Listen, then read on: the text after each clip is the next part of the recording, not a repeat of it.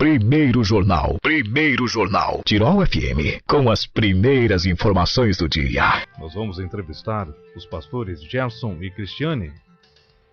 Após isso eu vou pedir ajuda para a pronúncia correta do sobrenome, né? Mas nós vamos conversar sobre a celebração dos 500 anos da Reforma.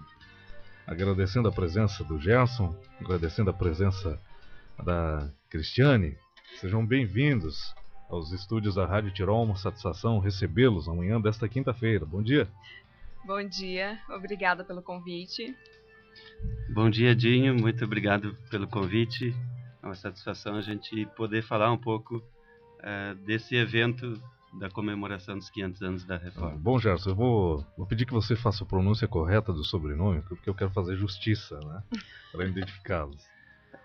Echelmaier. Essa é a pronúncia então desse sobrenome. Tá certo. Bom, o que nós podemos falar da celebração dos 500 anos da Reforma? Acredito eu que deve estar sendo um mês bastante movimentado para vocês, né? O ano todo em si é movimentado, porque a gente, então, nesse ano, então, celebra os 500 anos da Reforma Luterana. E agora, dia 31 se aproximando, obviamente as atividades se intensificam nesse sentido.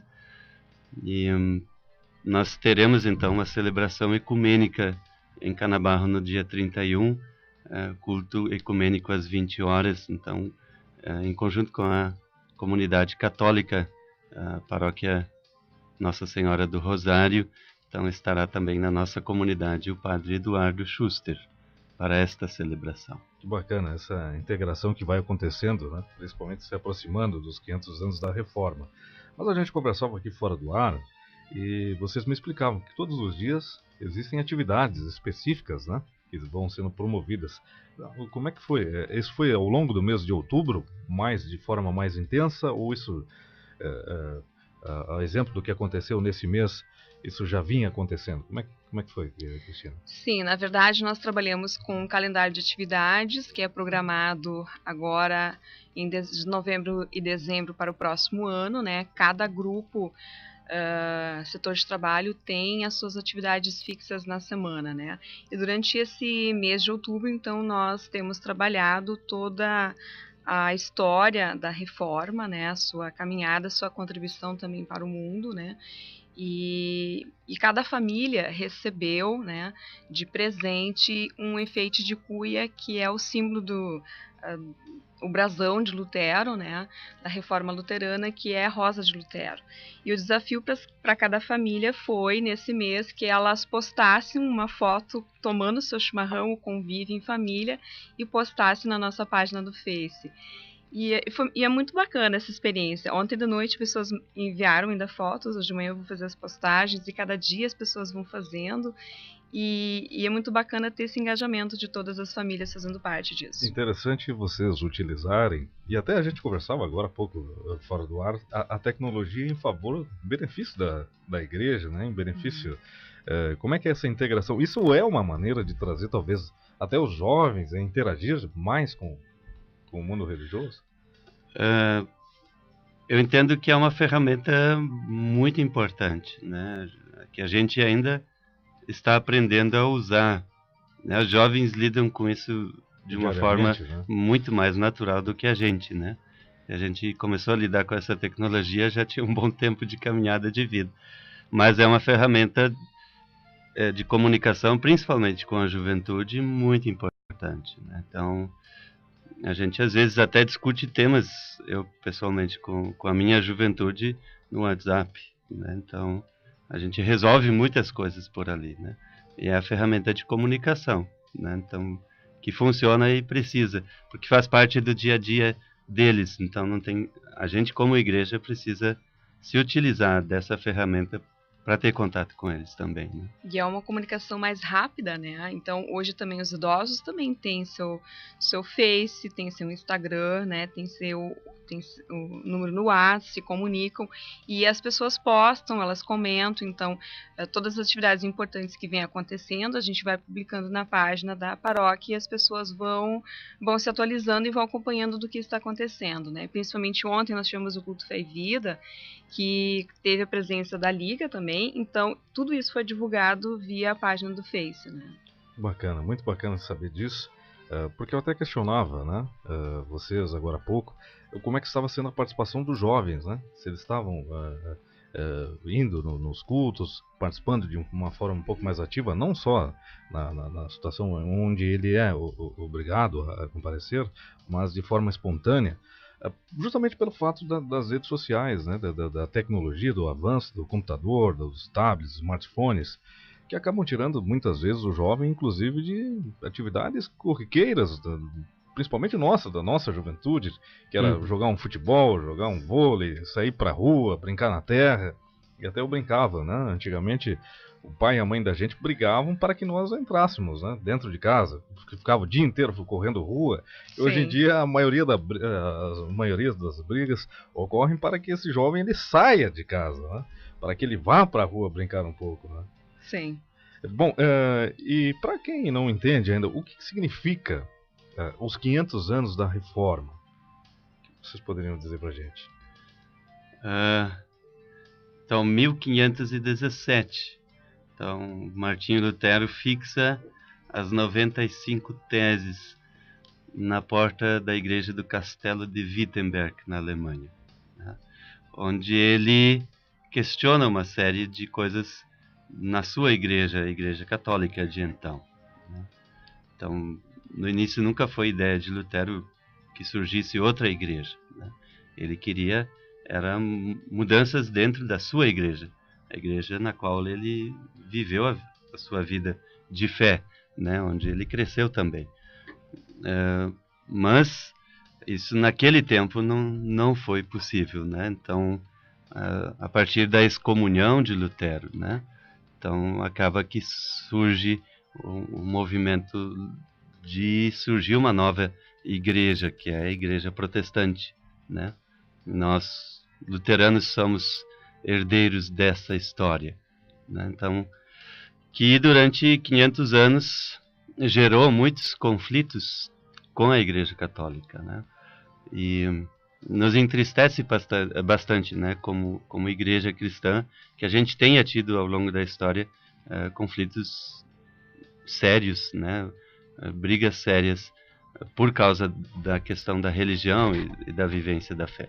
Mas o que Lutero, então, estudando e lendo a Bíblia, descobre que a gente não precisa pagar para ter o amor de Deus. A gente não precisa pagar pela salvação. Esse é o grande questionamento de Lutero, né? Ele também descobre na Bíblia um Deus que não é um Deus que castiga, né? Mas um Deus que é um Deus gracioso, que ama seus filhos e filhas e também perdoa sem a gente pagar por isso, né? Então o amor de Deus, ele é incondicional, não depende da gente, né, fazer alguma coisa. Deus nos ama antes que a gente saiba disso, né? Então, o centro da pregação cristã, então, é o Evangelho de Jesus Cristo. Então, Lutero então começa essa discussão e que gerou muito conflito na época e por muito tempo também. Imagino eu, naquela época, onde a gente sabia que a Igreja Católica ela exercia um poder muito grande na população mundial, inclusive mandava, né, numa espécie de reinos que existiam naquela situação, com cobrança de impostos, enfim, controlava a economia. Imagina ele naquela época, de forma visionária, colocar que não seria daquele jeito. Certamente ele teve algumas pessoas, alguns pensamentos que confrontaram ele frontalmente. Ele deve ter passado por algumas situações bastante difíceis para colocar os seus pensamentos em prática, ou pelo menos para poder até mesmo trazer para público essas informações, né, esses questionamentos, né, porque a gente sabe que existiu uma força muito grande para que movimentos como esse não acontecessem, né? Mas como é que vocês viram a evolução nesses 500 anos? E hoje a gente vê a interação que a Igreja Católica mesmo tem com essa situação, tanto é que participam dessas celebrações, né? Como é que foi a evolução ao longo dos anos? Um diálogo de aproximação efetivo, ele existe desde 1967, ou seja, então há 50 anos, onde a Federação Luterana Mundial, das Igrejas Luteranas do Mundo, e a Igreja Católica, então, começaram a dialogar, né? Principalmente, em primeiro lugar, para sarar feridas, né, que estavam abertas e ainda estão, né, por causa de conflitos históricos e, como eu mencionei, conflitos difíceis, né, situações muito difíceis, dores muito grandes. Mas então esse diálogo tem avançado nesses últimos 50 anos e nós nos alegramos imensamente que neste ano onde nós celebramos os 500 anos da Reforma, a gente tenha essa possibilidade de celebrar conjuntamente, né, os 500 anos da Reforma, né? Ainda existem temas que precisam ser conversados, que precisam pontuados, onde a gente precisa avançar, mas o diálogo ecumênico ele sempre foca naquilo que nos une e não naquilo que nos separa. Esse precisa ser. Para haver entendimento em todas as situações, né? Você precisa ver aquilo que pode te unir, não aquilo que te afasta da outra pessoa, né? Bom, o nosso assunto ele é a celebração. Eu gostaria que a gente focasse agora no dia 31 de novo, para que a gente possa passar aos nossos ouvintes como é que vai ser esse dia, que eu acho que é o grande ápice, na verdade, apesar de todos os dias haverem atividades, como vocês destacaram, mas esse dia de celebração, como é que será, de forma específica? Sim. O pátio da comunidade já recebeu, o jardim já recebeu uma rosa de Lutero, né, feita de 5 metros de diâmetro pelo grupo dos casais, os casais jovens. Eles plantaram flores. Cada parte da rosa tem flores com suas respectivas cores, preparando para o dia 31. E no dia 31, então, a celebração inicia às 20 horas na comunidade Redentor, né, entre ambas as comunidades, é mais central. E ali teremos a pregação do Padre Eduardo, né? Ele foi convidado para fazer essa pregação da noite. E os corais, né? A Adelaide é regente dos corais, tanto da evangélica quanto de alguns da católica. Ela vai fazer um grande coro nesses corais, para que juntos possam cantar hinos que também são identificados entre ambas as igrejas, né? E o grupo de casais adultos também tem uma surpresa marcada para o final do culto, né? Eles farão a recepção também do culto.